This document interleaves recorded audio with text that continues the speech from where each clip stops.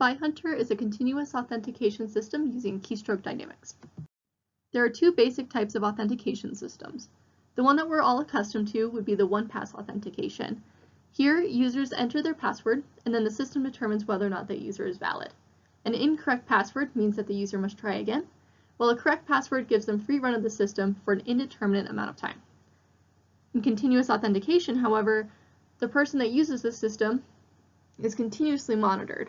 So as they use the system gathers biometric data and then determines whether or not the user is valid.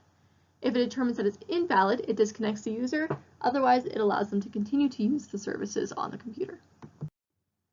One of the most common forms of biometric data is keystroke dynamics. Normally, what happens is a keylogger reads in the letters and symbols that a person is typing, feeds those into a machine learning model, and then discovers a fingerprint of what that person looks like in data.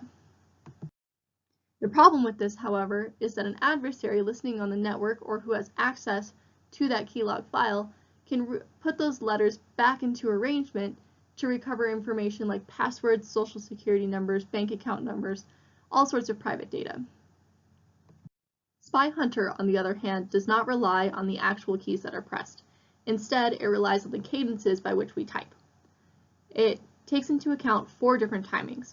The first one is hold time, which is simply the amount of time that any particular key is held down. The second is down time.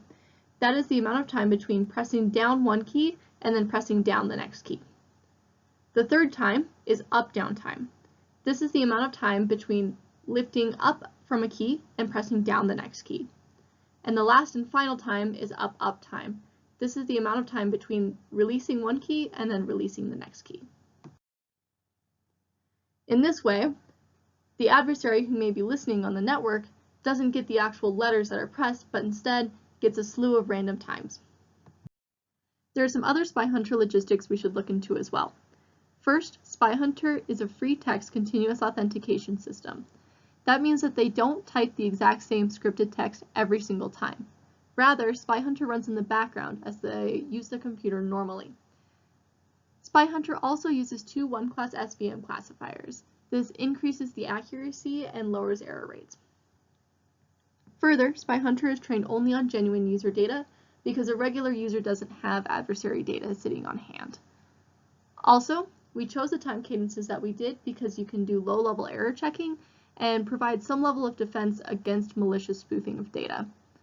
Lastly, we tested SpyHunter on 20 users running SpyHunter in the background as they use their computers normally. From these experiments, we found a false rejection rate of 2.05% and a false acceptance rate of 2.0%. Future work includes spoofing this model, the idea being that if we can take those key timing cadences and feed them into our own machine learning model, can we create our own fingerprint and pass as somebody else, thereby spoofing the continuous authentication system.